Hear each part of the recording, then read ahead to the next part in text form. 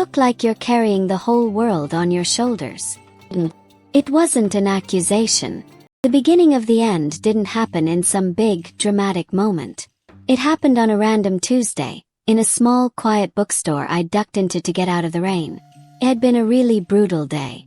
I just left my performance review, which on paper was glowing.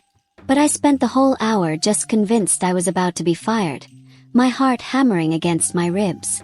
I smiled and nodded and said all the right things, but by the time I left, I was just drained. The mask felt heavier than ever. I was pretending to look at books, running my trembling hands over the spines without really seeing them. I was just trying to breathe, just trying to hold myself together.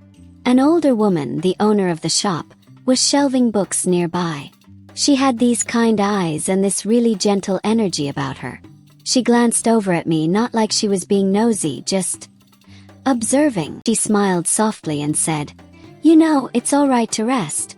You look like you're carrying the whole world on your shoulders." It wasn't an accusation. It wasn't pity. It was just this simple, quiet acknowledgment. And it absolutely shattered me. For 10 years, nobody had ever said anything like that. I was so good at my performance that people only ever saw the strong, competent, perfect version of me. But this stranger, in one sentence, saw the effort. She saw the weight. Her words were like a mirror, showing me a reflection I had refused to even look at for years. Tears I didn't even know were there just welled up in my eyes. I mumbled a thank you and basically fled the store, back into the rain. I just stood there on the pavement, the cold drops mixing with the hot tears on my cheeks. And for the first time I felt the crack. The perfect charade had this tiny hairline fracture, and I knew, with a terrifying certainty, that it was all about to come crashing down.